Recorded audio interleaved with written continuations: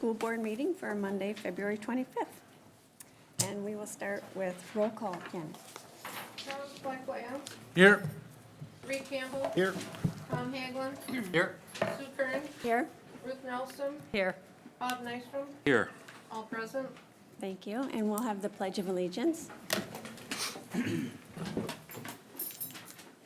I pledge allegiance to the flag of the United States of America and to the republic for which it stands, one nation, under God, indivisible, with liberty and justice for all.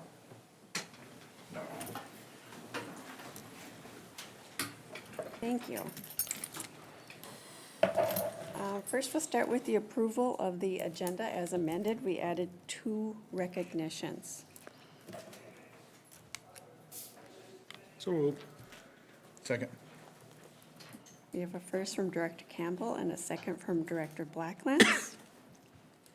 All those in favor signify by saying aye. Aye. Opposed? Motion passes. Okay, district recognitions. Oh, tonight is a fun night too. Wow.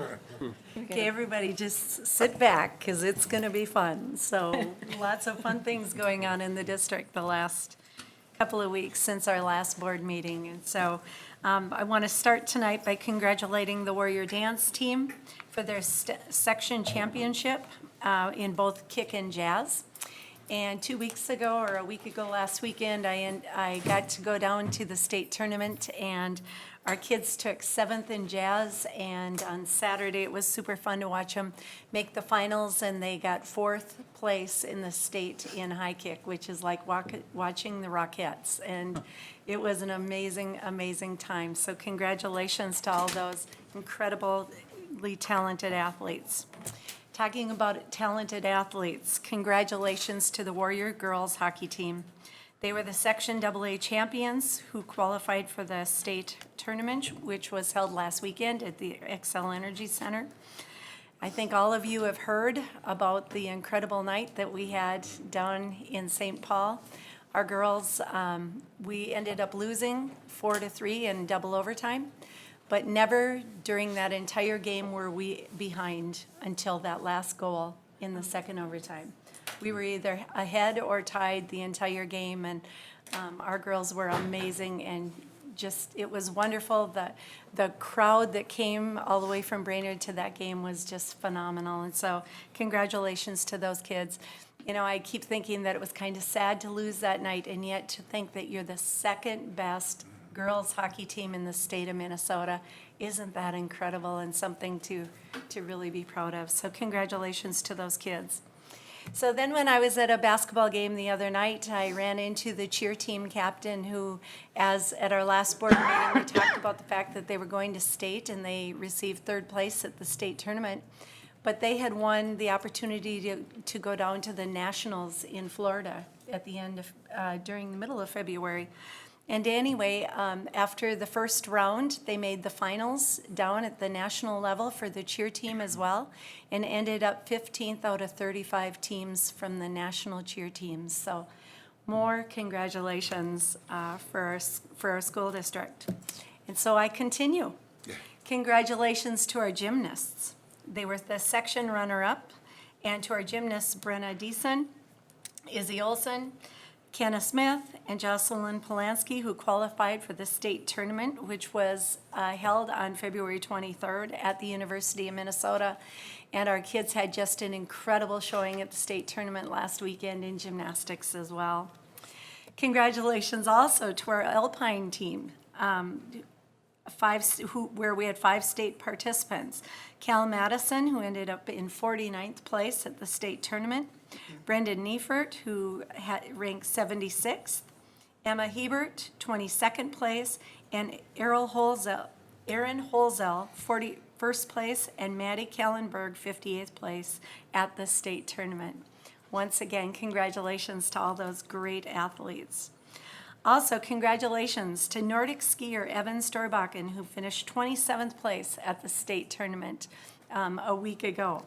Congratulations also to the girls' Nordic ski team, Section 8 runner-up and state participant.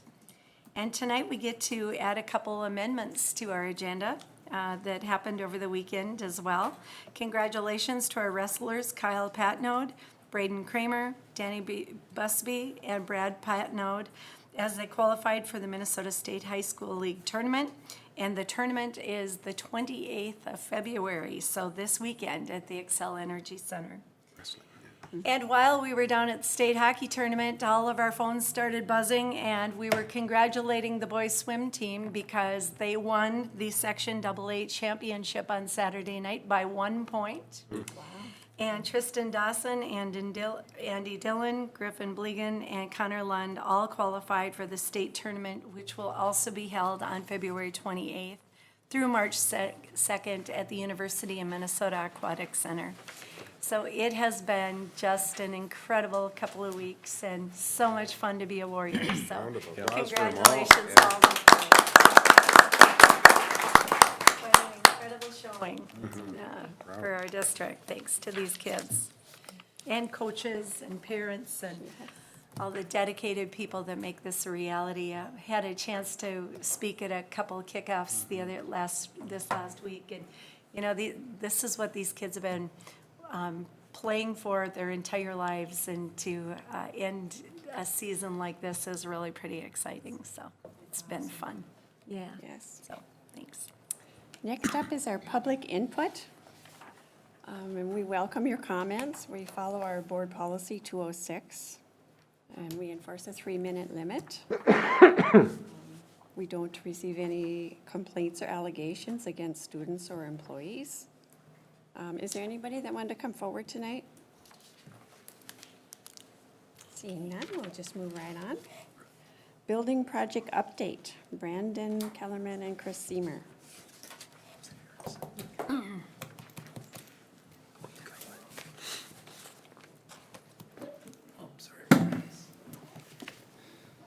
Good evening. Evening. Start with just a quick update as to where we are with meetings and some of the upcoming meetings that will be happening. Last Friday, we met with the interior standards meeting for the high school. Very productive meeting. I think we're starting to zero in on what the materials will be throughout the building, and I think a next focus will start looking at the commons and kind of what that looks like. I know they had some initial thoughts on that, but that's starting to get some more definition that probably be bringing to the oversight committee in the very near future before making it to the next board meeting or so. So again, very productive, and I believe we're going to meet again in 2 weeks to see some of that work again. So we have our kickoff meetings for the next round of projects next week. So that will be Garfield and Riverside, or this week actually, sorry.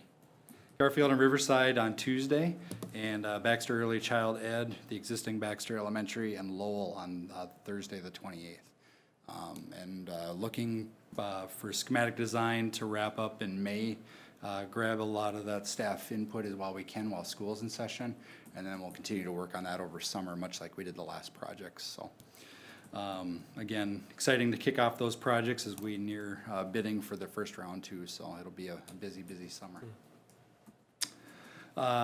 Tomorrow morning, we have project oversight. We're going to review some of the high school PAC development, review that design as well there. So look forward to that meeting, and then we'll be coming to you for approval of design development at a future board meeting, whether that's March 18th or the one after that, yet to be determined. But we'll evaluate that tomorrow morning and come to you. And then we were going to bring originally Nisswa, Forest View, and Harrison to tonight's board meeting for approval of construction documents. We want to make sure that we have a good set of drawings, and they just weren't quite there yet. So we're going to be looking, I believe you're looking at scheduling a special board meeting for Monday, the 4th. So we'll be. No, Monday. We're changing it. So maybe. I think maybe I spoke prematurely on that. We'll be bringing that at that date for review and approval by the board. So. Great. Any questions on building project update? I want to talk about the budget a little bit. You'll see that in your packet as these projects have been developing and putting more detail to the budgets. And we just wanted to get them in front of you for a formal approval. We discussed it at Project Oversight last week, and we agreed that it's time to make that happen. So you'll see all 13 projects in there. with their overall project budget that's tied to each individual project. And then you'll see a number of line items that are within there that make up the total dollar amount for that project. So right now, the budget's somewhat small because we're in the early stages of the project, but as we continue to move through it, we put more detail to the budgets, and we start to break a lot of those numbers out further and further and further. So what we may see now in a project that would have 7, 8, 9, 10 line items, by the time we get done with the project, we're looking at 100 probably per project. So they just start to grow and get more detail to them. So what we'll do is once we open up bids, we input all the contractors' numbers in there, and then we lock in the budget and we don't change it. So any changes that would be made, if there was any money that needed to be moved, if a project came in over budget, we wanted to use it somewhere else, that's a board decision, and we discuss that here and make sure that any moving of money outside of a project to another, if it was necessary, would just come in front of the board. Now, Brandon, I want to confirm that the numbers that you have on here are the numbers that we presented when we went out to the public, correct? Yes, And it equals out to the 205? correct. Okay, I'm sorry. No, that's fine. Any questions, anybody? So then this will eventually have another column with the actual or the revised numbers, or? Yeah, so what we'll do with the first column, well, the original budget numbers will change, because right now you see I think it's called construction costs for each one. It's just one lump sum number right now. Once we bid it out, we'll take that number and we'll input all the contractors' numbers, so it'll just start to grow line items. And there's a lot more to that budget. It shows, updates on cost to date, cost to complete and everything, but what you're seeing there is just the original numbers right now. Okay, and so we'll have another column for the updated numbers. We'll keep the original there, right? Yep. Okay. And this is out on board book now? These numbers? Should be, I believe Yep. so. Yeah. got I printed it out. Early. It was there today. It's at the top. Perfect. Very good. Okay. Thank you. Thank you. Next up, approval of the minutes for the regular school board meeting on February 11th. Also move. Second. Thank you. And we have a first from Director Nelson, a second from Director Nystrom. Any discussion? Seeing none, all those in favor signify by saying aye. Aye. Those opposed, say same sign. Motion carries unanimously. Consent calendar. Is there a motion for that? I'll move the approval of the consent calendar as presented. Thank you. Second? Thank you. We have a first from Director Nystrom, a second from Director Campbell. Any discussion? And just to be clear, the consent calendar this month was only those leaves? Correct. Nothing else? Yep, Okay. just the FMLA. I thought maybe I was missing something. Yep. Good question.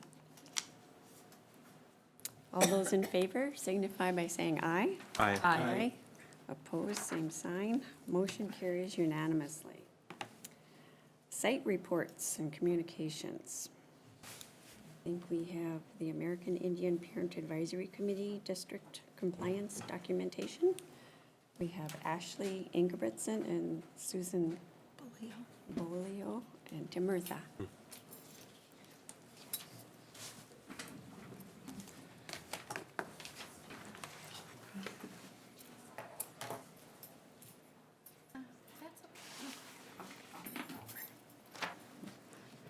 Good evening. Hello. Hi. I'm Ashley Ingebrigtsen. I'm the American Indian Ed Coordinator for the district, and with me here is Susan Bolio. She's the chairperson of the American Indian Parent Advisory Committee. And we're here tonight to present our annual compliance documents for the Minnesota Department of Education, Office of Indian Education.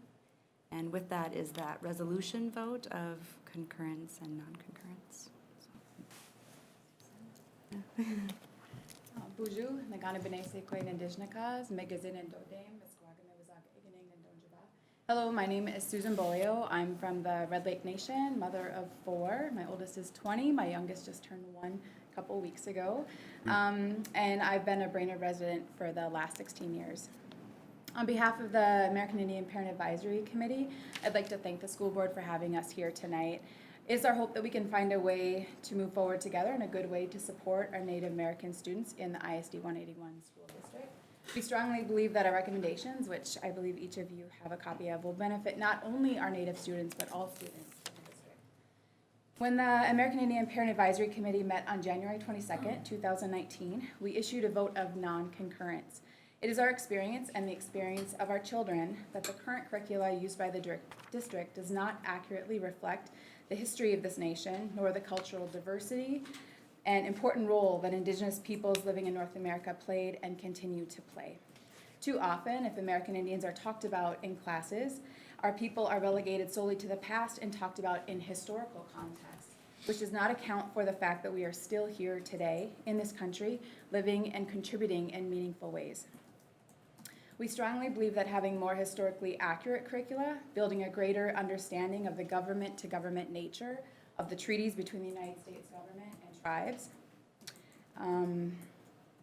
historically through the present, through today, and embedding this information into the core curricula, as well as properly preparing our teachers and staff to teach about these topics, will not only better support our Native students, but will also increase understanding and dialogue between Native and non-Native students and community members, and this will foster a healthier and more thriving community. In addition, we think it's important that Brainerd Public School staff have meaningful professional development opportunities that help them to navigate the complexities of teaching a diverse student body and building inclusive environments where all students feel seen, heard, and have a sense of belonging. Often not understanding how to navigate these differences or not understanding the history and the trauma that many of our people have experienced and that we carry can lead to issues such as overrepresentation of our Native students in disciplinary action or special education. Discipline data from 2012 for 9th through 12th graders in this district show that although students of color made up 5.1% of the student body, they accounted for 9.2% of discipline referrals. We strongly believe that ultimately we all want the same thing, for all of our kids to be successful learners and contributors to our community, in the communities they end up residing in, and the world at large. With the changing demographics of this community and the district looking for ways to support all students, we believe this is a really great opportunity for the district to work with the American Indian Parent Committee to consider and address our recommendations and our concerns. We appreciate your time today on behalf of the American Indian Parent Committee. Miigwech. Thank you. Thank you. So with these recommendations that the committee has put forward for the board, the Office of Indian Education then would ask that the board give a response to those recommendations within 60 days. So if I counted right, that would be April 26th. It should be 60 days from today. So we would be expecting a response from the board. And if you submit that to me, I can share that with the committee if that's. So what happens if the recommendations aren't followed or if aren't met? I feel confident that we'll be able to find partnership between the committee and the school board and the district, and so you know, I hope that's not something that we have to worry about. But I suppose if the Office of Indian Education felt as though there was, the district was unwilling to work with the committee, that maybe then they would want to contact the district and explore as to why that may be, and then go from there. Any other questions for us? So you need a report back from us by April 26th, but what are you looking for from us to get a vote of concurrence from your committee? So in the recommendation, some of the things that we felt was really important is that the curricula that the district uses be evaluated and looked at for accuracy, for utilizing Native American perspectives, bringing in people from the community that can also contribute meaningfully to lessons and information on Native people. And also we talked about a lot of times in our classrooms when Native people are talked about, it's, you know, you talk about the Lakota, or you talk about the Nez Perce, or, you know, we have Ojibwe or Anishinaabe people in this state as well as Dakota. And so focusing on the tribes that are here in the state and learning more about the history of this state and the relationships between Native and non-Native people in this state.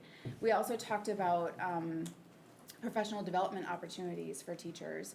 You know, it's one thing to bring this information into the classroom, but for teachers to feel comfortable and confident to be able to have these discussions and the dialogue within the classroom, it can be sometimes a contentious thing. I mean, I'm gonna be really honest, in our country today and in our state today, we often don't have opportunities to have dialogue about the nature of the history between Native and non-Native people in this country, and being able to talk with people that are different than us in ways that are really constructive and build bridges and connections, as opposed to tearing people apart and creating divisions. And so that can be an interesting thing to navigate, for teachers to navigate those conversations in the classroom with young people. And so having the confidence and the competence to be able to do that is another important piece. So the curricula is one piece of it, but also being able to make sure that teachers have what they need to be able to do that effectively in the classroom is an important piece of it.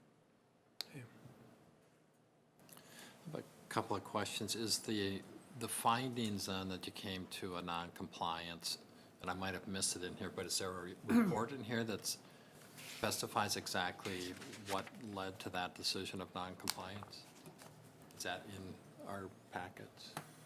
So I hope I can answer your question. I mean, each year, the committee meets to, I would say, just kind of evaluate. So there's usually some discussion that goes beforehand. We sometimes will survey or meet with parents outside the committee to kind of gauge how, you know, parents are feeling, if their students' needs are being met or not. And then it's up for a vote at that point as to whether or not parents on the committee, so the committee members, feel as though the district is. So I see the recommendations, and they're incredibly broad. That's why I think it'd be helpful to know, you know, exactly what is the criteria and what are we out of compliance with, so we can focus on those areas, because the recommendations are great, but they're incredibly broad, I think. And it seems like we're gonna, you know, we just don't, at least I personally don't know where we're not in compliance.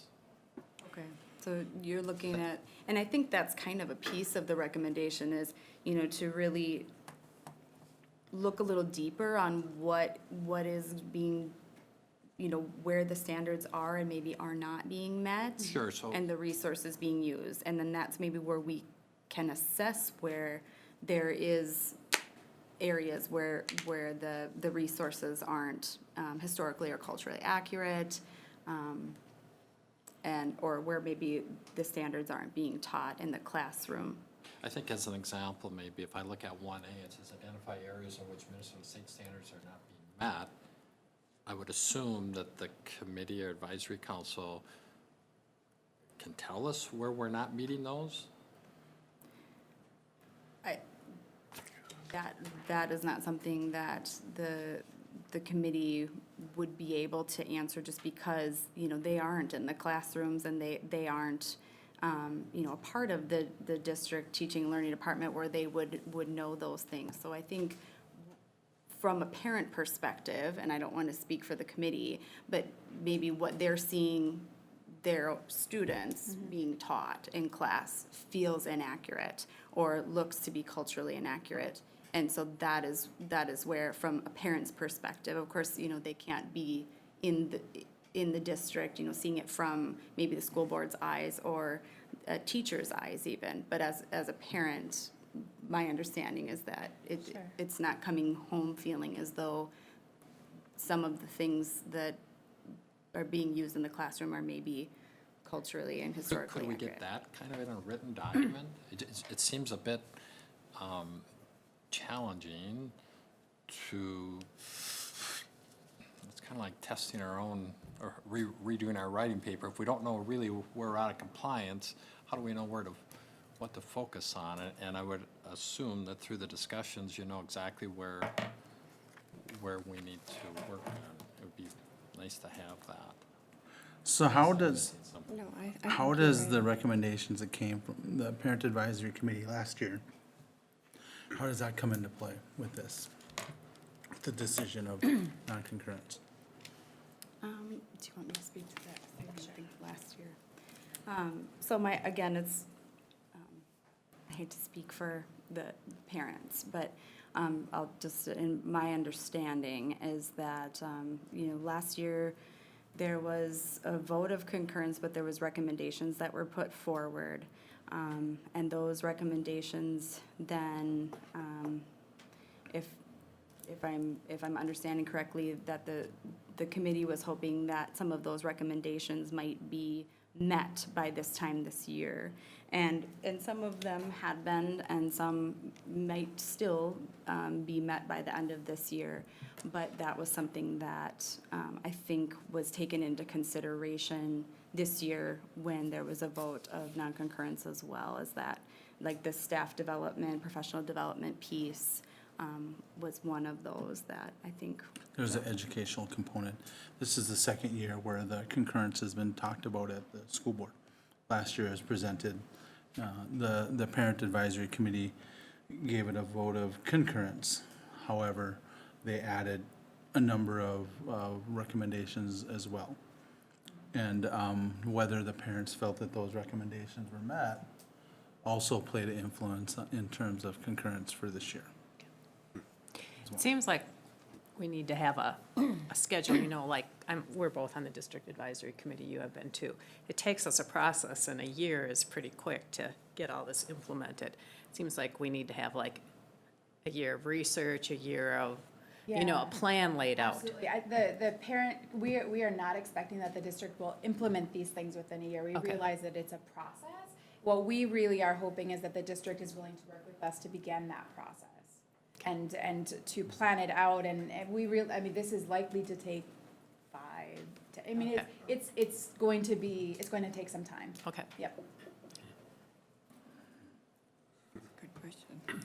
thank you, that makes me feel a little more comfortable. Yes, absolutely. I thought next year we'd be out of compliance again. Yeah, no. So if we have a plan, the parent advisory board might be more likely to say, we're in compliance because we're in the process. Absolutely, yes. Yeah. Well, if I'm understanding right, we had recommendations a year ago. So can we see the list of those recommendations and where are we with that? And there was a response from the school district, correct? Yeah, we met with, we had a response from administration at that point, and and like I said, some of those recommendations have been met, and then some of them, these are things that are still in the works. Some of them may be met by the end of, this year. And like we said, some of it takes time. And so, we continue to work on that. And as far as those recommendations from last year, I don't have them with me right now, but I can certainly get them to the board or get them to. And that was officially brought to the board last year. It was they were officially brought to the board. Sure, yeah, I remember that, but it just, yeah. So there are components of it that could take a couple of years, but there are also components that, where the district needed to be, in the eyes of the Parent Advisory Committee, moving purposely Sure. now. Sure, yeah. So I really think we need do you call it scope and sequence or whatever? Something like comprehensive plan, just Yeah. to lay it out. Yeah, But what we're gonna do each year, what we're gonna research. I think, and that could be part of where we come into play from the school board or our leadership, is to help put those pieces in place that can help us to move towards achieving some of those goals. But also feedback in terms of what might be realistic from our side and not. But the conversation is healthy. Well, I think the district has made great strides in working with the American Indian community in trying to do what you want us to do and what we're mandated to do. And I believe that the funds that we do get for this are spent on exactly all of this. Correct? That's true. Yes.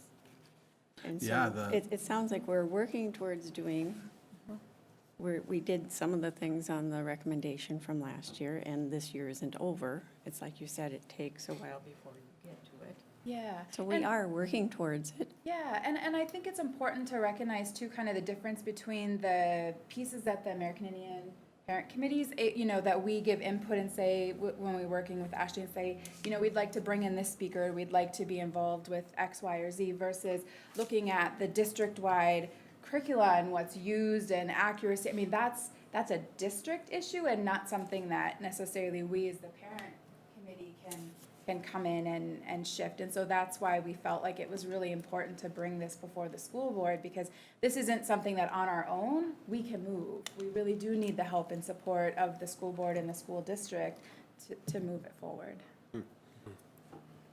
Yeah, and a couple of years ago, we didn't have a parent advisory Yeah. committee, so Right. the school districts, So we are we're working definitely. towards I it. remember when my oldest, who's now 20, when, there were just a couple Native students in the district, and now that's shifting. Right. So I definitely don't feel this is hopefully not taken as punitive, but more, how can we, An opportunity, Mhm. yes, yeah. So, just for clarity, because it comes up for action later, what will that action piece be? What are we being asked to approve or not approve?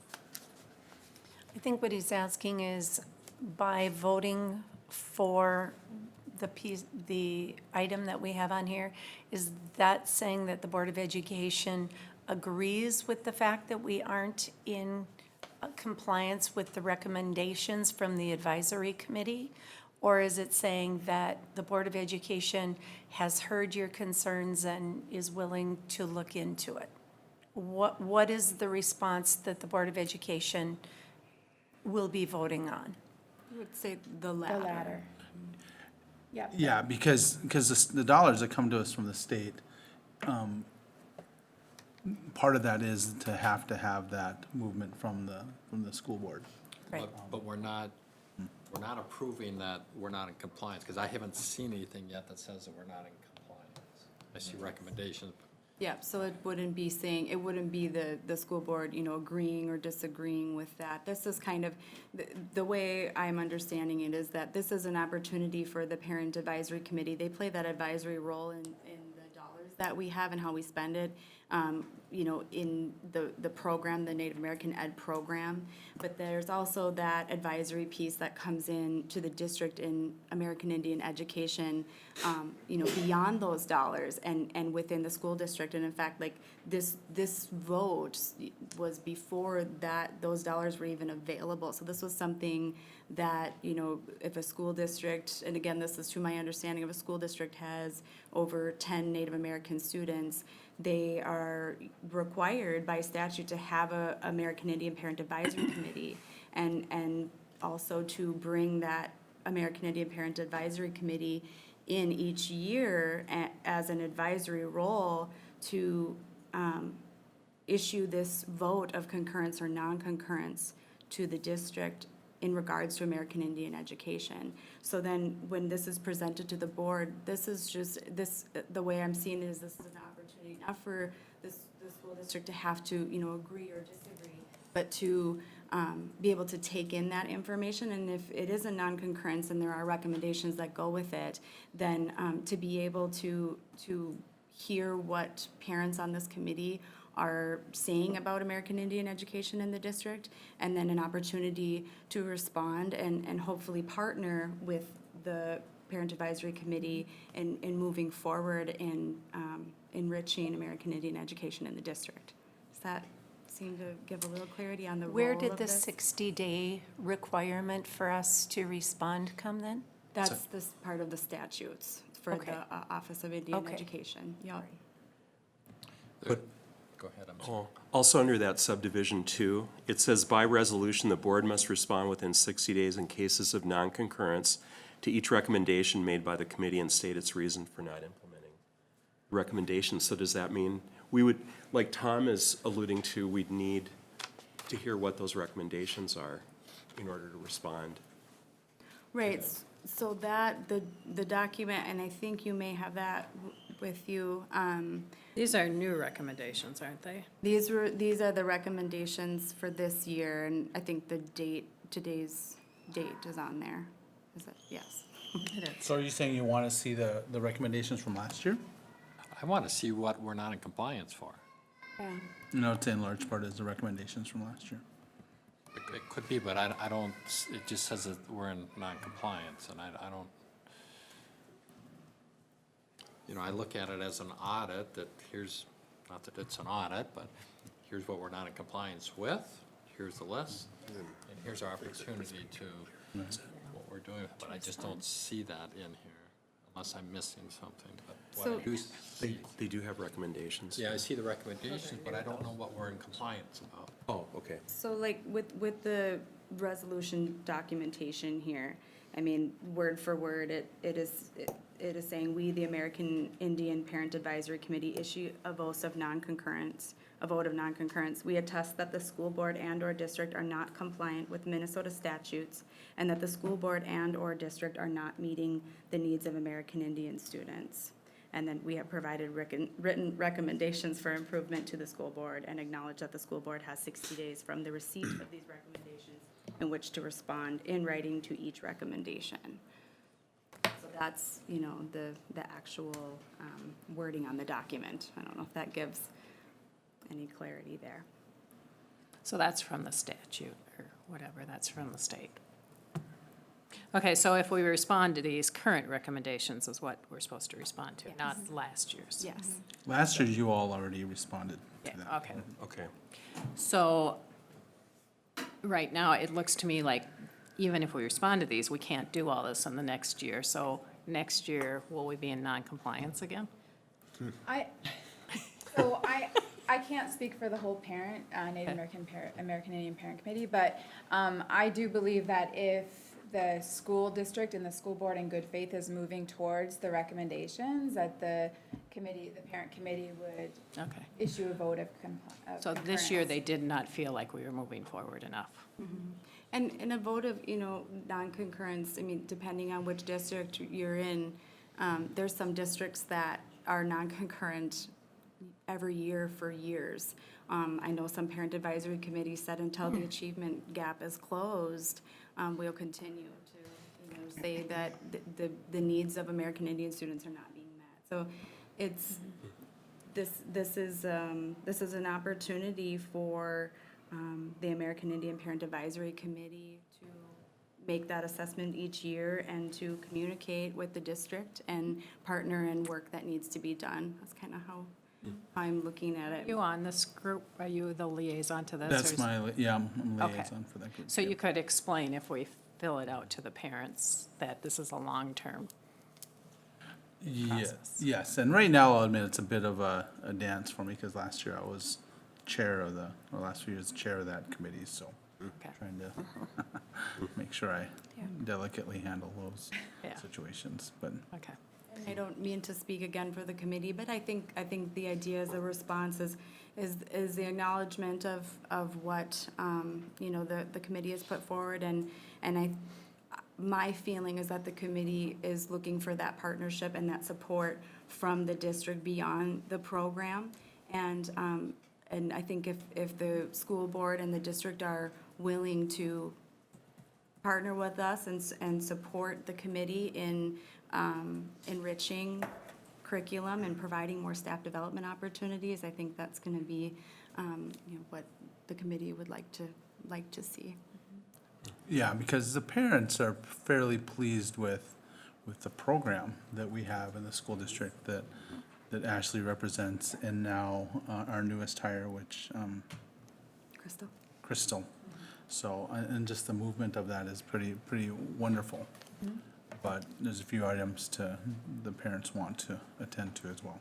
And that's where this comes into play. In no way as a referendum against Ashley and the programming that we have. Nope. Yep.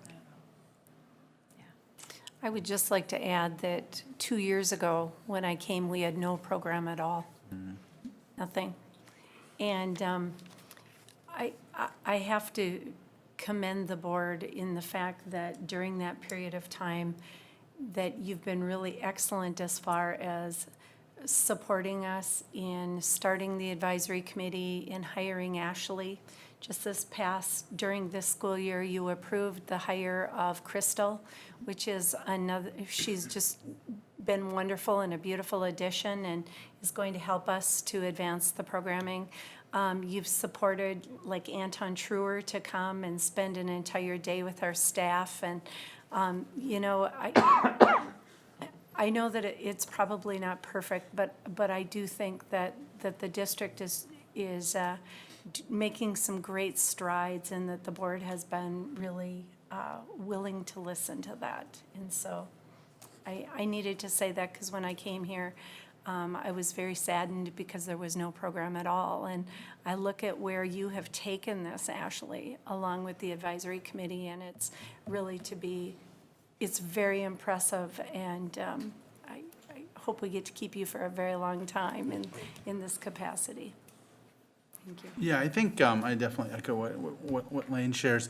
One thing to keep in mind by initiating the American Indian program that we have here is a significant step, but a step in what really will turn out to be a marathon, if you will, as it relates to American Indian education, where we are as a school district in providing that, but then ultimately the achievement gap that is represented by our students as well. So important, significant first steps, but as a school district, we still have a good way to go.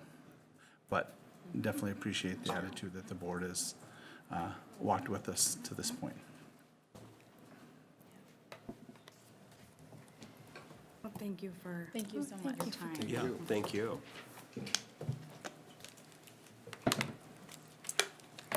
Corey. Driver simulator presentation. Good evening. I'm here tonight to tell you about an application we have prepared for Sourcewell Innovation Funding and request your support in the form of a resolution for that. So Brainerd Community Education has used simulation in its driver's education program for the past 40-plus years. We have found that simulation allows students to be put into common roadway situations that we can't actually put them in on a real road in a real vehicle, such as slippery, icy, snowy roads, other drivers failing to yield, those other hazards of the roads that we just live with. We want young drivers to practice their response to these kind of situations, and simulation allows us to do that. We are nearing the end of the useful life of our current simulator machines, and we're faced with either losing the simulator experience and putting kids in real vehicles sooner at great cost, or replacing the machines. And of course, they're very expensive. As we could have all probably guessed, simulation technology has advanced greatly in the 40 years since we put what is basically a bunch of dinosaurs in the driver's ed trailer. We are looking to purchase 16 new simulators that will give students an individualized, immersive experience behind the wheel that generates individualized data that the teacher can use to tailor instruction to that particular student's gaps in knowledge and skills. And because simulators are so expensive, many programs, including the other one here in town, do not offer it. Many districts have gone away from offering simulators just because the cost is so great. We would like to continue offering this valuable experience to the approximately 350 students that participate in community ed driver's education every year, and we want to make the experience available to other Region 5 schools. So we are requesting your support in submitting the Innovation Funding Grant request to Sourcewell to help us secure new upgraded equipment to be installed this summer and rolled out in the fall classes. Any questions for me? What is the total that you're requesting from Sourcewell to meet this grant, to meet these simulators? The amount of money? The total amount was just under $150,000, and that again is for 16 new machines, the hardware, software, and equipment, training for the staff, and transportation for other districts to come and be able to use that. Great, thank you. So my wife was kind enough to purchase me a TV over towards the Super Bowl. I was pretty excited about that. But as I started looking at the TVs, I had a colleague of mine tell me that make sure that you future safe your TV. Get the certain type of pieces in place, so 5 years from now, we're not having to buy a new TV in the Blacklands household. So when we buy these device, or if we were to, are there new technologies out there that can help us future safe those machines? So with software, be able to update, that type of thing? That's our goal. Our driver's ed coordinator has been the one really to work with vendors, and he's looked at pretty much everything that's on the market for driver simulation right now, and has picked one that he feels really confident in the longevity, in the customer support, and the ability to update as needed on those machines. And he really is the one who has kept our current machines going for 40 years. It's probably unheard of to have any sort of technology equipment last for 40 years. So he has been a very good and careful steward of it, and I trust that he and whoever his predecessors are, or those who come after him, will also be that way. So then if you open this up to Region 5 kids, is there a fee? They'd have to pay a fee? Well, we have worked into the grant that at least the first year, that Sourcewell would pick up the cost of their transportation and the cost of our instructor to provide the simulation experience. So it actually would be a cost savings to the other districts too, because once you offer 4 hours of simulation, that's 2 hours less of behind the wheel you have to offer. So it's kind of a trade-off. So that will save them wear and tear on their cars, gas, instructor time. So it will be a savings for everyone. Where is this program housed? I've actually never seen it. It's in a very nondescript trailer down on the lower site. You probably have walked past it a million times. Yeah. I didn't know where it was till this. Trailer, like a tractor and trailer? Semi-trailer, yeah. Yeah, like a semi-trailer. Yep. Down by the fields? Yeah, kind of nestled in the parking lot. I didn't Towards know the that hill. either. Okay. Yeah. I think we need a field trip. Yeah. Yeah, I actually have never been I in it didn't know that myself. either. It's been there for a long time. Yeah, this spring, we'll take a field trip, yeah. Did you use these simulators when you learned to drive? No, when the high school was built, they actually had a driving course down there. That wasn't a parking lot. That's how they first started. So there weren't simulators. You just were taught, and then you went out on the driving course. Do you remember that, Tom? We had simulators. Yeah, You had the we had the simulators. simulator. They were probably brand new back then. Okay. No, they weren't brand new. They kicked Bob out. They weren't that old, though. His dad was. Going on another subject, I've heard a lot of students have had to go like to Alexandria or Little Falls to take their actual tests. Why is that kids have to go so, there's not enough instructors here to test them out, or? Well, so our instructors don't do the testing, the DMV does that, and yeah, I don't understand the scheduling of it either. They're only available I know Monday others, and Tuesdays. So if Yeah. they want it sooner, they have to. You have to just travel, okay. So what Corey is requesting tonight, on Thursday, throughout Region 5, there will be many, many presentations for innovation funding from Sourcewell in Staples. And our school district has gone through extensive work to apply for 2 grants. This one that she has with the driving simulator, and then Brian Wallace, as you all know, has been funded. We are asking for support from the board again for the planetarium, which would be in its 3rd year of innovation funding. And in order to qualify for doing the presentation and possibly being awarded the finances to get what the simulators in this example, we need board approval and support for applying for these grants. And so that's what Corey is asking for tonight, and later in the board meeting, you'll see that Brian Wallace has submitted it again, asking for board support one more year towards supporting the planetarium for Region 5 as well. And every year that gets more extensive, just as I'm certain that this is. And this would be Tier 1, so the first year, so it's basically just getting it started. And hopefully each year to come back hopefully, first of all, to get it. And then if awarded it, then each year we would go back and ask to grow the program throughout Region 5. And so that's really what Corey needs your support from tonight. Very good. Thank you. Thanks, Corey. Next up, new elementary in Baxter. Name discussion. Yeah, I was asked by a couple of board members, just, we keep talking a lot about the new elementary in Baxter. And I believe at the last board meeting, Corey had brought up the possibility of doing some kind of a naming activity for that school.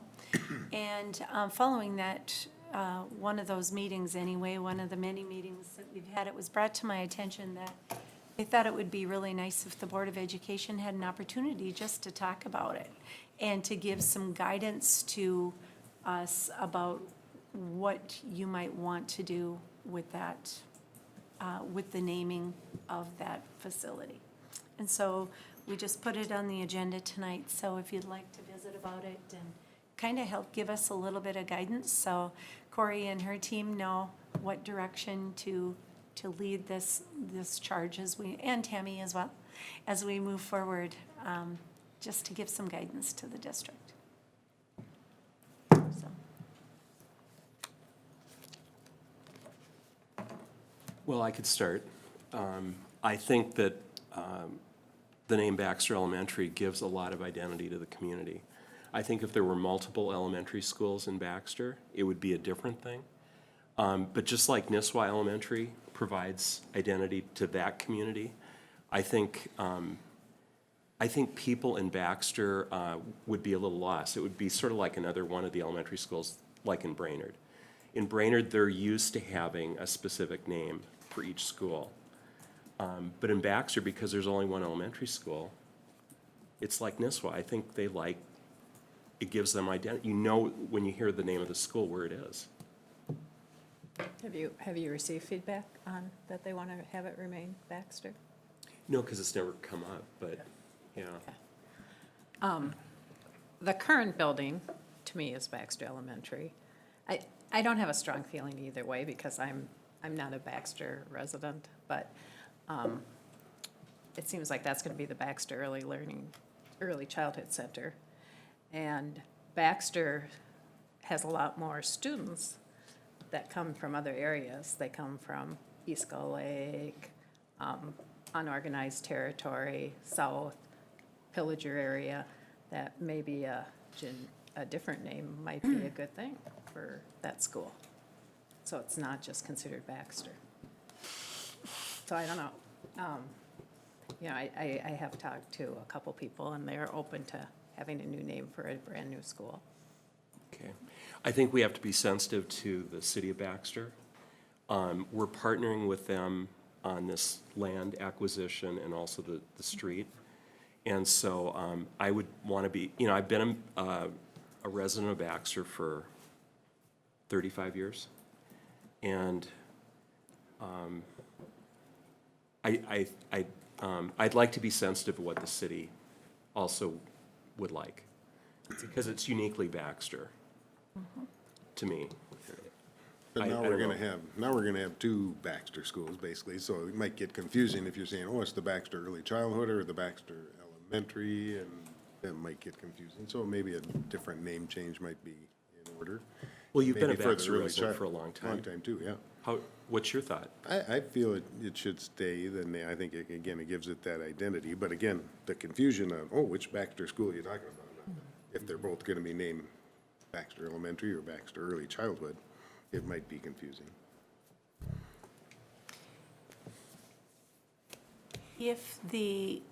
Let's just say that you decided that you wanted to keep it Baxter Elementary School, would the Early Childhood Center, the Learning Center, would that be the Baxter Learning Center? Is that what the board would like, or would you like to do a naming? Maybe that. Go through some kind of a opportunity to select a name? Paying for that. I think that's probably where we're we're not really sure as a district where to go with it. I've talked a lot, and I apologize, but I don't want to be educationally ignorant. Most people in the community don't really understand early childhood, unless you have really young kids. But everybody understands what an elementary school is. So to me, I think it's more important that the elementary school would be named Baxter Elementary. And I don't have a problem with the Early Childhood Center also be calling Baxter Elementary, or I'm sorry, Baxter Early Childhood Center, or another name.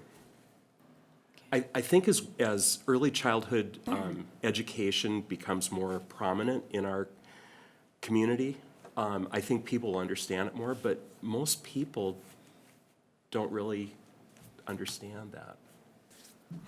Do you follow what I'm saying?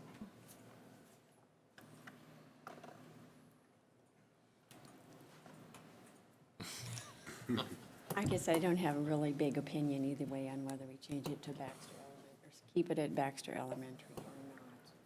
I don't know how the staff and principal feel about that.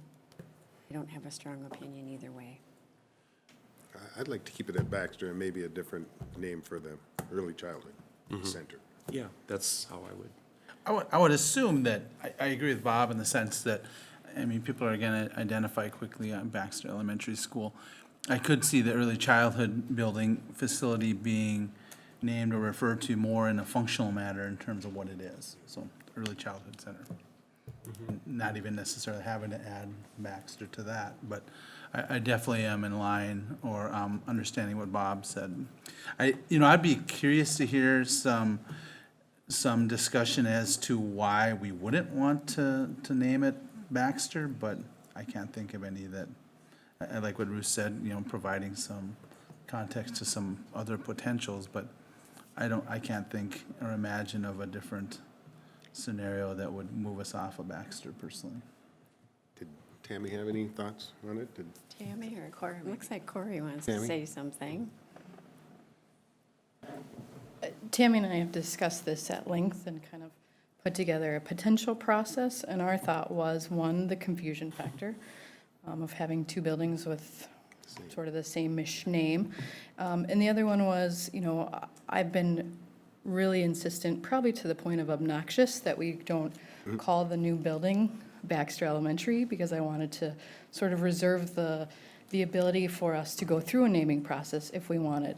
And, kind of the motivation, I think, if I can speak for Tammy and myself, was that, the community really rallied around the district to, vote yes and build this school. And we thought this might be a really exciting community engagement piece. Especially kind of now when nothing's being built visually. And we know there's a lot of important work going on behind the scenes, but going through something like this at this point could really get people energized and excited going into the construction season.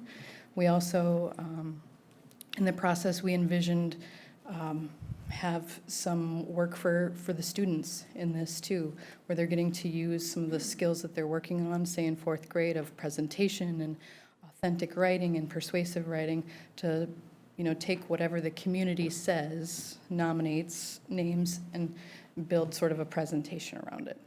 So, like I said, really, we were thinking of this as a whole community engagement piece to give the community voice in this building that they agreed to build for us, so. So would one of the options would be Baxter Elementary? Yes, absolutely. Everything that we have put together in a draft form sort of starts with a yes or no question. Yes, give it a new name, or no, keep it Baxter Elementary. I wonder, could we just get some feedback through our blueprint process, just for community, staff members, whatever, just to give us some feedback versus going down a path of a naming process? I didn't quite It could be a two-step process I then. didn't quite take a poll here, but me personally, it doesn't matter to me what it's named. I'm fine with whatever. Can leave it, change it, doesn't matter. But those that have spoke, it seems like we're kind of 50-50, and I'm just wondering if we can get some feedback with that, just some community feedback. And regardless of, I think you can always get the demographics on it, and that really doesn't matter, but, you know, if we get 10 people that respond on their thoughts, and that's it, then I think regardless of what we name it, it's not gonna matter. So I'm always a fan of getting feedback from the community. I don't think that could hurt. The only other thing that I would ask is, would we do the same for Nisswa as well then? Would that be up for discussion also? And if so, why not? Because it's just an addition to that school. It's like Lowell, we're not putting that up for discussion. It's not a new school. It's not in a different place.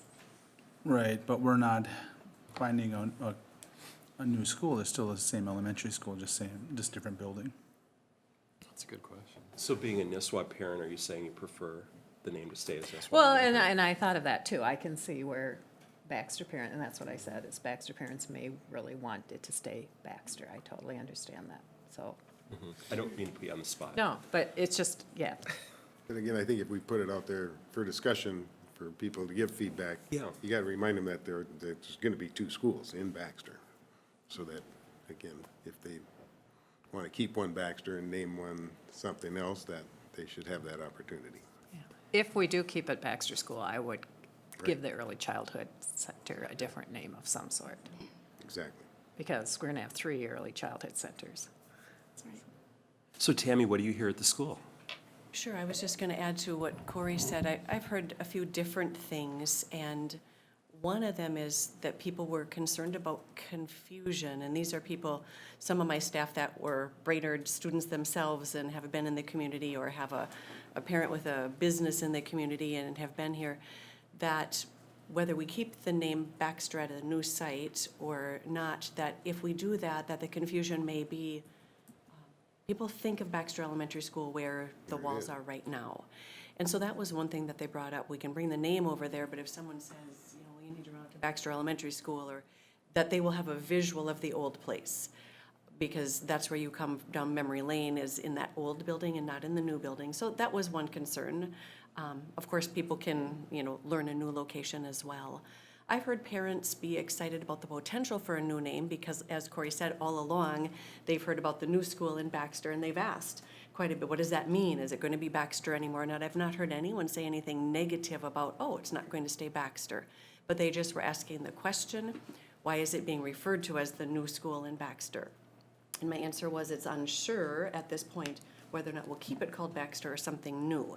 And there seemed to be some, you know, response of it's a new location, and how would it be named? And so I think people would be on board for what we lead them to be and what, you know, what they decide, but I think there'd be potential excitement for the possibility of naming it. I don't think anyone would be upset if it stayed Baxter Elementary School. But as Corey said, there's an opportunity to pull the community that just said yes, yes, yes in. And I remember when we did the naming process at Forest View as well, and we did pull in the community for that. And we didn't keep a Franklin name, although it was 3, filtering down to 1, but we didn't. But people, I think those names were tossed in by some people, Franklin, Washington, or Mississippi Horizons, and ultimately for that new site and that new school, it came up with a new name. So I certainly am thrilled that we are working through the building process of a new school. So I guess I concur with what Tom said. Baxter or not Baxter, I'm happy to be a part of it either way. But I have not heard parents upset when they learned that we're calling it the new school in Baxter because it may have a new name. I did not have any negative feedback that, oh, it's got a new name. Who will decide that? How is that going to be? Is what the question was, but not negative. I think I like. I understand that we don't want to confuse people, but just like many things, I think a couple years down the road, people no longer will think of the current building by Super America as going to be is Baxter School or Baxter Elementary. I think a couple years down the road, the gas station is going to be Speedway, or it might already be, and so a lot of those things change. Populations change. I'm not a proponent of a lot of nostalgia. I think it needs to be a variable, but not with too much of a premium on nostalgia. at least in terms of that particular location. I do, however, feel, and probably my last comment on this, is we're also, I was part of the long-range facility planning committee that began to dream about some of these things a number of years ago. And the reality of having the school in the location in Baxter, a new school, a part of that also was to draw people to our community also. And I think I could say the same for Nisswa. Fortunately, unfortunately, the elementary schools in Brainerd are named the way they are, and that necessarily isn't up for discussion. But we do have some wonderful gem of communities in Nisswa and Baxter, and I would think that we'd want to run that up the flagpole when we are pulling in potential people to the community or business and whatnot. I don't know if we want to give up so readily that piece of, that currency, which is the Baxter name, with a school like that. I would question that.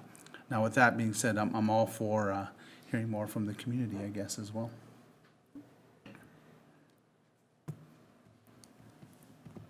So should we go forward with putting something on the website and see if there's an interest? Get some input from website and social media and start there. Because we could go either way here. Okay, there's a big opinion. So is this discussion going to be just for Baxter, or will Nisswa be in the fray as well? Just for Baxter. Because we're not going to change the names of all the buildings. I don't think there would be a reason for changing the name for all the buildings. Right. I think the new site brings about, I think if we were doing a remodel or an addition and staying on the same piece of land with some of the same structure, I don't think there would even be a question, nor should there be a question if we're staying on the same site. I think it's because we are moving locations that became a question in the first place, in my mind, from what I'm hearing. The one piece that I would ask is, we're slated for groundbreaking this spring, and that can be a very fun and cool ceremony, and I think it would be a little bit ambiguous if we don't have a name yet. So I would just throw out there that with that around the corner potentially for May for groundbreaking, that it would be nice to know what this, as we shovel the, welcome to the site of, if we don't know a name yet, I would hope that perhaps we could get to some decision by that point, because that would be nice, I think. Very good. Might be a done deal after the survey, so, I mean, based on what I'm hearing around here, Might be a done deal, what? the name, based on what I'm hearing at this table. Might very well. Okay. I would also, just one more thing is, Tammy, if there's some way you can get a survey out to your parents, because those are the parents that are invested in it, rather than just the community at large. That's a good idea. Okay, We have most of it built already. so. okay. Very good. Can you do that survey on the Blueprint 181? Yep, Okay. yeah, we, I can get a message out to my parents to, once it's ready to go there, and please participate in the survey. Okay. Okay, great. Awesome. Good plan. Very good. New business, we have some action items here tonight. First up, approval of the updated overall Blueprint 181 project budget. I put Marcy and myself, but it's really what Brandon talked about. so. Correct. So we, I so move approval of the updated overall blueprint budget. thank you. Second. Thank you. We have a first from Director Campbell, a second from Director Nelson. Any further discussion? Seeing none, all those in favor signify by saying aye. Aye. Those opposed, same sign. Motion carries unanimously. Approval of the American Indian Parent Advisory Committee District Compliance Documentation. And this is a roll call vote. And for clarification, we're just accepting that they're saying we're not compliant. We're not necessarily agreeing with that, and we are taking steps towards resolving the issues, right? Is that what we're voting then? So are we voting on all the documents that are in board book? Because again, I'm not comfortable in voting that I agree that we're in non-compliance, because I haven't seen It indicates that we're not in compliance. So I- I'm just looking for clarity on what it is we're voting for. I agree with you that I don't really feel that we're in non-compliance. I think we're taking steps to be further in compliance, so I don't know how to answer. I don't believe, if I can speak, I don't believe discussion that we are having is whether or not we're in compliance. That's the Parent Advisory That's Committee. their I think opinion. we can only say, yes, we received those comments and will And respond. respond, yes. I think the other thing too is whoever makes the motion, you can add some clarification to this if you wish to do so as well. Tim? Yeah, Charles. Oh, Tim. Oh, I thought you were pointing at Charles. Equally as good looking. Absolutely. I wish to echo what Director Blacklands has said. What you're voting on is acknowledgement of the receipt of the non-concurrence form, nothing more. The district is obligated by statute to have a response within 60 days, and at such time, by then, I will have brought forth a district response. Okay? That doesn't make sense to me. I mean, the receipt, we can just sign a certified letter indicating we've received. I feel like it's gonna come out that we're in agreement of the non-compliance, nor do I agree with that the recommendations are so incredibly broad that you have to respond within 60 days. It doesn't make any sense.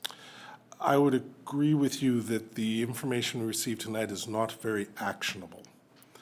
I would put it upon myself to be responsible to return to the committee for clarification. The issue here, I think, is not as much concurrence or non-concurrence. The question is the perception grounded in fact. What is the data that indicates what we are doing? Is it working? And what do we need to do next? Ultimately, those are the things I think we really want to get to. The lack of specific examples identified in the report tonight makes that harder to do, but I still think we can. Yeah, I'm sorry, my understanding, and I wasn't at that actual meeting, I abstained from that vote and that general discussion. But last year, the recommendations that came out were very specific and ended up with a non-compliance, so. Last year, we were concurrent. We're concurrent last year. No, it was concurrent and then recommendations that came Correct. after that. Right. So then it was those recommendations that were looked at for this last vote of non-concurrence. Of which we have no idea which ones we're not in compliance with. Right, Wasn't reported on. And But- that, to me, should be the basics of, sure, and I think that can be brought forward to the committee, but the bottom line is, my understanding with these recommendations were to make it a little broader as to not pigeonhole the board to too specific, so then to end up in a non-compliance again next year. So, but definitely a worthwhile comment to be made to the Parent Advisory Committee. I certainly intend including the recommendations from last year and to what extent we fulfilled and offer any explanation for anything we didn't fulfill based on those. Off the top of my head, we fulfilled the majority of them. There were one or two that we knew that would be very difficult to fulfill, but that was also communicated at the time in our last year's response. But I would have to pull those documents to remember it specifically. Is there a reason that this has to be acted on tonight? And the reason I ask that is because that's kind of my understanding and remembrance as well. That I remember, like, they had asked to have another person hired to help so that we could better meet the Correct. needs of our children. Some professional development, but I can't remember either the items that we weren't, that Well- had been asked for. Could we bring this back to the next meeting on the 18th of March with more detail, or? It says it's I beg the board's due patience. Allow me to return to my seat and pull the document that has the timetables on it to see if we still have time to respond. It's March. due March 1st. due March 1st. All right, so So, I mean, there's certain things that added to That we sign, the send it to the back and say we non-concurrence. got For it. example, One of the speakers, Anton, was part of, to be part of that process. But then he got tabled for another training. Oh, During, I can't remember, if it was a staff development day or whatnot. The administrative team made the decision to change the November 27th in-service morning to social emotional learning as a response to the 2 suicides that occurred in the community in the past calendar year. So that was a collective decision by the administrative team to reappropriate that time. It felt at the time that that was still in the intended use of that slot of staff development time in terms of both social, emotional, and equity work. So that's why that decision made. So that would be an example of an area we did not fulfill the technical terms of the request from last year, but we felt at the time it was the right administrative meeting to do, right administrative decision to do. okay.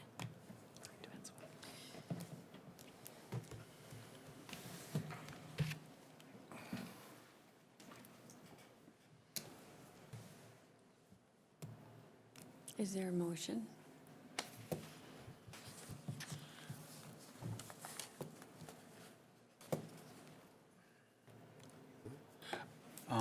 I would make a motion to receive the recommendations from the American Indian Parent Advisory Committee acknowledging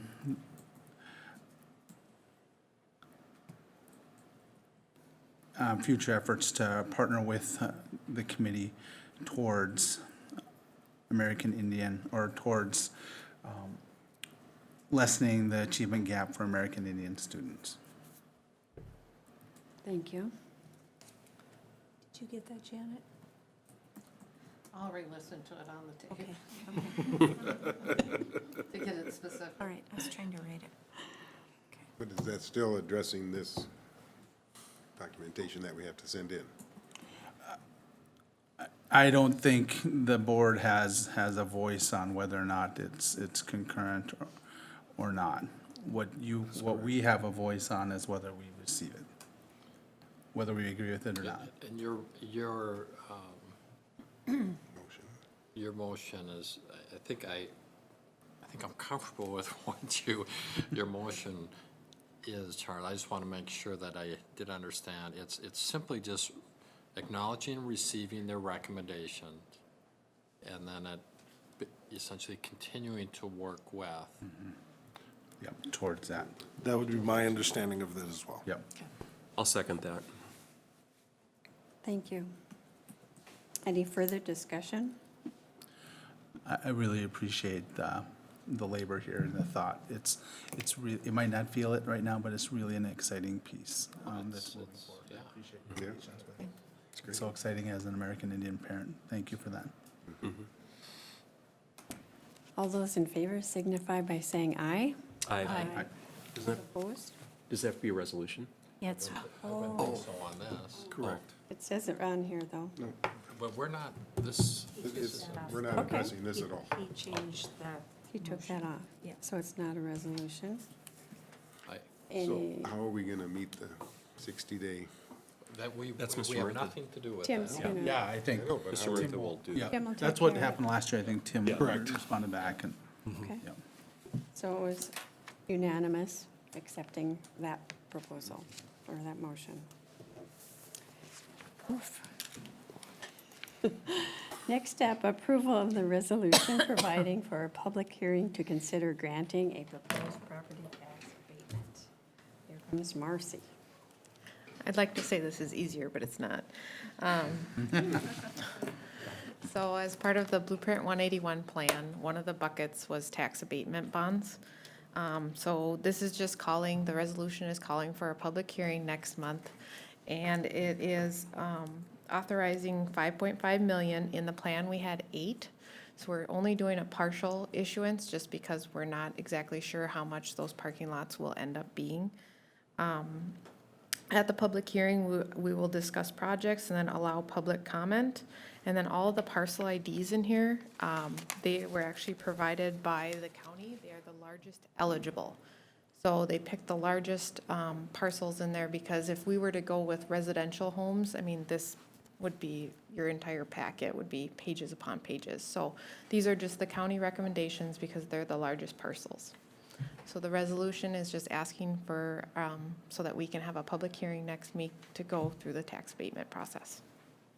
When Marcy and I met with Greg Crow, he said that the abatement bonds are the only ones that you have to have a public hearing for. The other ones you can bring forth to the board and just hear them and approve them. But with abatement bonds, you have to have a public hearing. So what we have scheduled is on the 18th of March at 5:45, 15 minutes before the meeting, we would allow for public hearing. And if it goes past the 6 o'clock, that's fine, but that we would allow that time specifically for that. Very good. Yeah.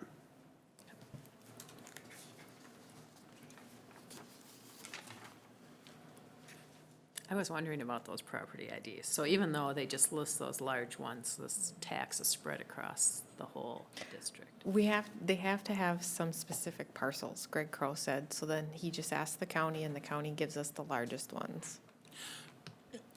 Can I ask a question? What, I'm not understanding the hearing. I get that, and that's a necessary step, but what can happen from that? What would? So the parcels that are listed on here, they could show up and contest it.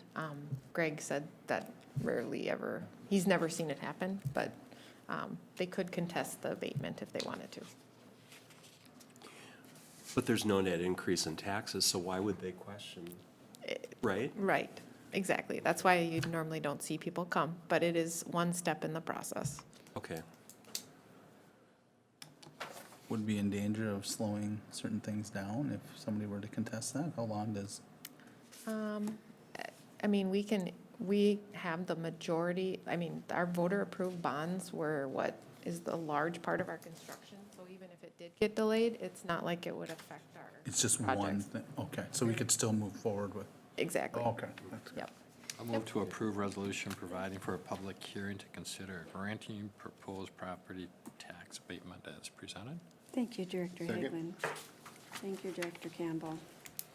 Any further discussion?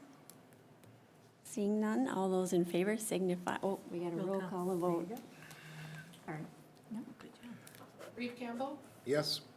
Tom Haglund, Yes. Sue Curran, Yes. Ruth Nelson, Yes. Bob Nystrom, Yes. Charles Blacklands, Yes, all in favor. Thank you. Next up, the approval of resolution supporting the innovation funding for the Forest View Middle School Planetarium. And I talked about this just a little bit ago. Brian Wallace was unable to attend tonight.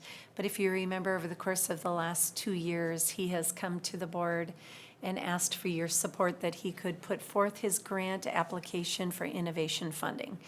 And he's excited to come to the board to give you an update very soon about the changes that happened this second year as a result of the funding that we received from Sourcewell. Anyway, he's asking for a third, basically a letter of support from the Board of Education, saying that, yes, you support him applying for this grant. And I definitely recommend that you do that. I'll move that approval for funding. second? Thank you. We have a first from Director Nystrom, a second from Director Blacklands. Any further discussion? If any of you haven't had the opportunity to take in the planetarium, it's amazing. And even now, after the updates, it's spectacular. Can't believe we have that here in Brainerd. It's amazing. Gonna have more open events for it. Okay, this is a roll call. Janet, could you help Tom us? Haglund, Yes. Sue Curran, Yes. Ruth Nelson, Yes. Bob Nystrom, Yes. Charles Blacklands, Yes, Reeve Campbell, Yes. all in favor. Thank you. Next, approval of the resolution supporting the innovation funding for driving simulator for the driving school. I shall move approval of innovation funding for driving simulator. Thank you. a second? Thank you.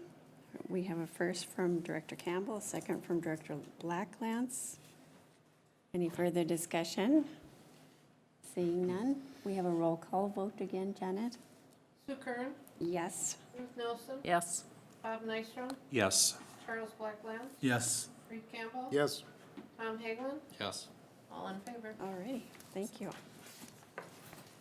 Now the approval of the second and final reading MSBA policy updates for 511, 513, 515, 525. I'll move the approval of the second and final reading of those policies. Second.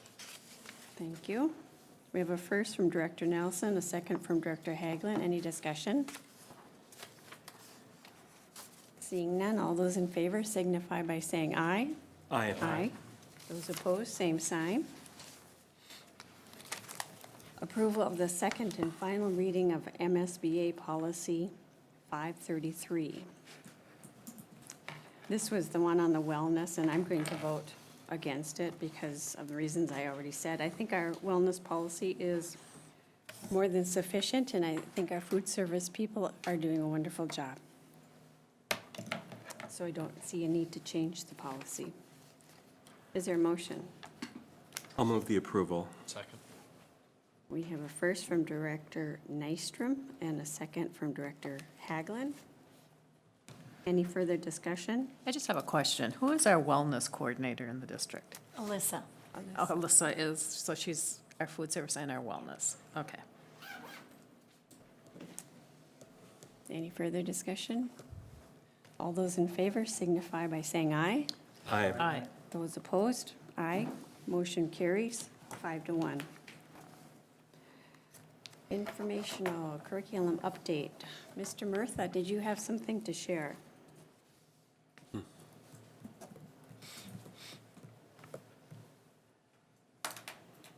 My night to get my steps in.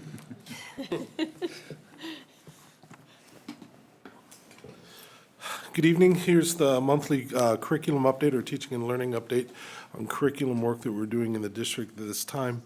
Start with the elementary special ed work team met on February 15th. The team has created the rubric for choosing interventions based on the common learning the team has done and are collecting sample copies of interventions to preview and evaluate. So much like we did with the elementary literacy adoption, with the special ed intervention adoption, we were trying to ground our work in common learning around what best practices are, around diagnostics, screening, progress monitoring, and instructional strategies. And at that point, what we do is we create a rubric based on that research, and that's what we vet options against to make sure that we can create a guaranteed and viable curriculum, a battery of interventions, K through 4 in all our elementary schools that is common, so that as students move from the elementary to the middle school, first, they've received the best possible service in the program that they can, and second, that the middle school is able to absorb from all the different sites that come to them a common set of resources that they understand and know how to respond to. What we don't want to have happen is a middle school in 5th grade that's receiving kids from 6 or more elementaries having so many different interventions unique to that elementary school the child came from, identified in the IEP, that they have to scramble to figure out how to service that IEP. So we're trying to standardize that work along best practices. In addition, at the District Advisory Committee in February, Ms. Flowers presented the Early Childhood Education Program and World's Best Workforce goals that she had done. Those goals have been shared with the district, the school board prior to, and she feels confident they're making good gains relative to those goals this year. The Early Childhood Education Program, each of the last 2 years, has met its program ACOMP goals. It's one of the few sites that has, so their good work is continuing. Ms. Bjorgi presented the district's current Read Well by 3rd grade plan as part of its public meeting as a public meeting in compliance with statute, and indicated that the text leveling data at this time this year shows some marked gains relative to where we were at last year as an aggregate over all of 3rd grade. So it's encouraging. We won't know until the end of the year how this plays out for MCA scores and for final text leveling, but we feel like we're making some good progress. We are in the 3rd year of the implementation of a new curriculum, and it feels like people are becoming more confident and more comfortable with that curriculum. I believe that this is something that she shared with at the meeting.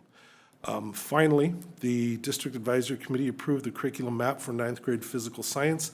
The map will be brought forth to the school board for final approval, probably at next month's school board. We'll judge by the length of your agenda to see if we can squeeze one more presentation in. This approval marks our first truly digitally only curriculum in science, or in the district at the secondary level. It's our first OER course. The reason we only brought through one semester of it is we wanted to see how the process of creating, generating, evaluating a course under the new rubric would work. Now that it does, we feel more comfortable bringing more through. So this was the test case, and so far it seems very successful. So that is the brief curriculum update for February 25th. Perfect. Thank you. Thanks. I'm so excited about the OER, that portion of it, and just what that signifies for the future of our learners here in the school district. It's a great opportunity for us, and we're excited to do the work. Thank you. Thank you. Business services report. We look at some numbers. The financial report's in your packet. I did want to note that the debt service fund, it says 100%. Our payments are normally due August 1st and February 1st, so that's okay that it's at 100%. And then at the very bottom, the total expenditures, we are 6% more than we were last year. However, we did have our refundings, and if you take those out of account, our Fund 7, Fund 47, and then also the construction fund, we are actually at about 45.9%, and last year would be about 47.6%, so we're tracking along well. And then the other thing I realized I really haven't updated the board on what we're doing in our office. We're trying to get more electronic, so time off has been submitted throughout this year with some of the groups electronically. We just had a training last week. We're trying to get our timesheets moved towards that. We're just in the setup stages, nobody's doing it yet, but just wanted to update the board on that. So timesheets, are your timesheets not done electronically right now? No, we're paper. We're getting up to speed. Come on. Baby steps. So you think by the end of the year, we'd have an electronic time clock? By the end of the year? No, we're going to start with a test group, get them set up, and then if everything goes well, then we hope to expand it to larger groups.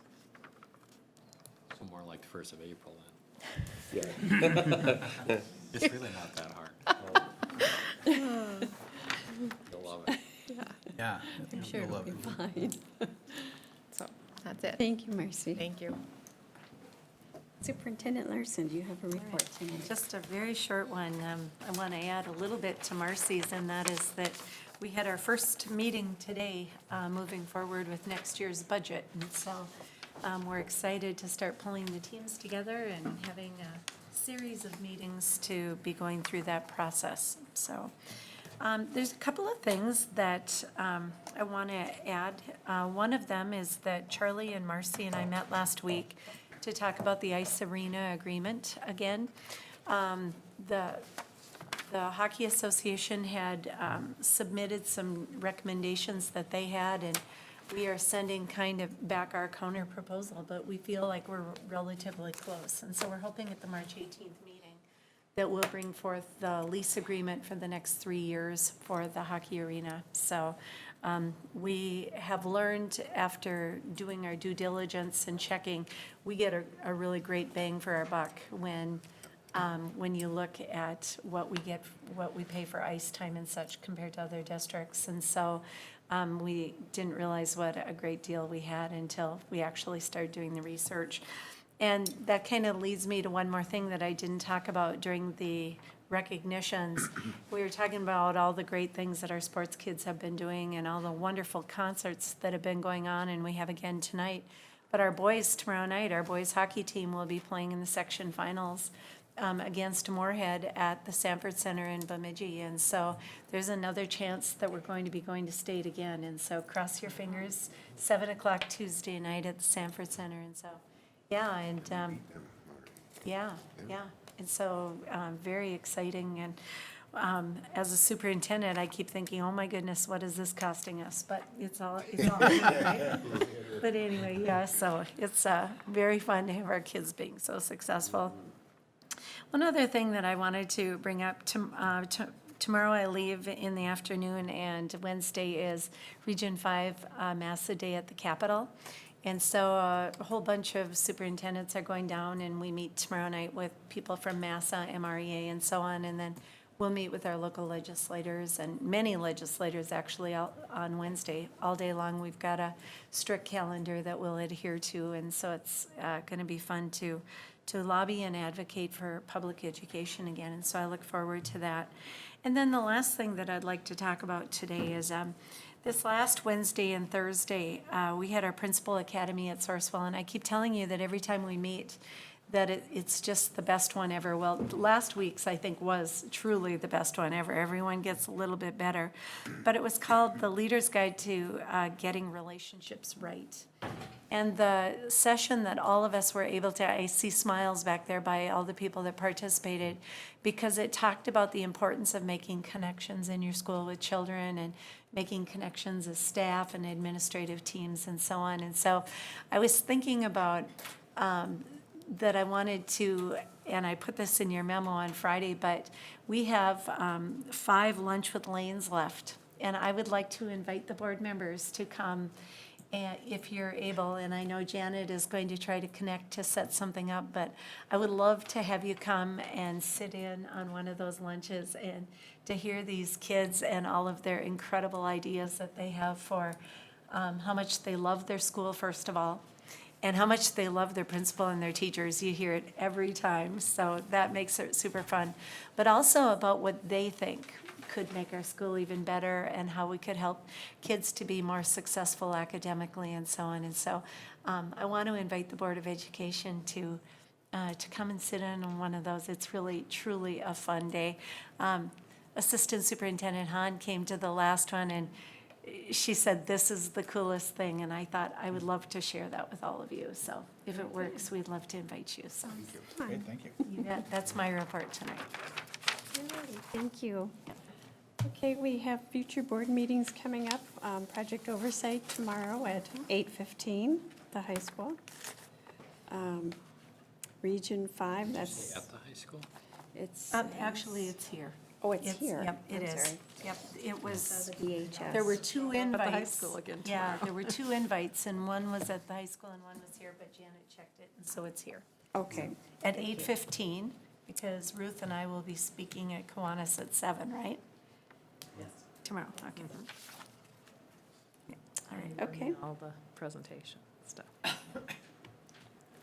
And you already told us you're going to the Capitol, Lunch with Lane on March 6th.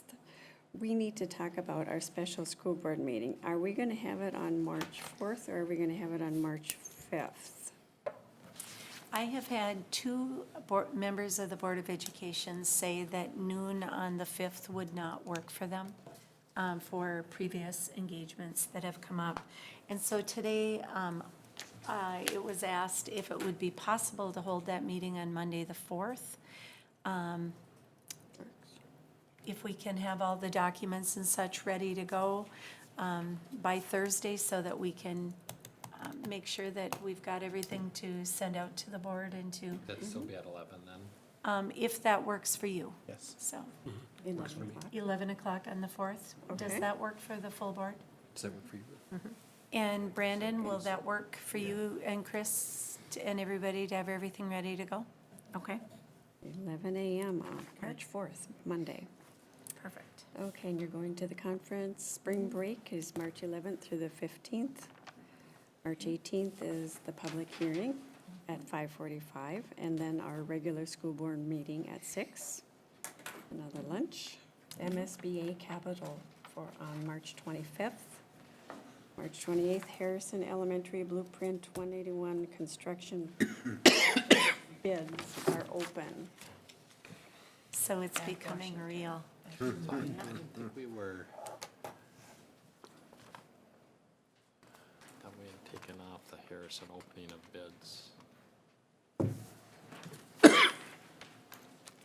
Randy? Because we don't have the drawings, architectural drawings yet, right? We will have them on Monday, though, I think. On the 4th, they'll get approved, and then construction documents developed and opening up for bids. Is that enough time? That date might have bumped back.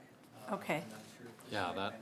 We'll take that. I wonder if that wasn't the original The date. original date was the 21st, bumped it back to the 28th. Is that enough time for?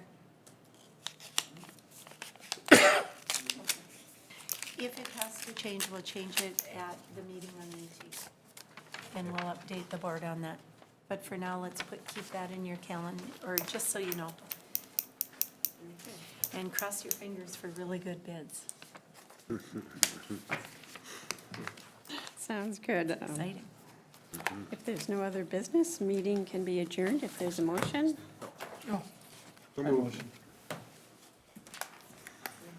Blacklands and Dr. Campbell, all those in favor signify by saying aye. Aye. Motion adjourned. This is a Harrison too, I think.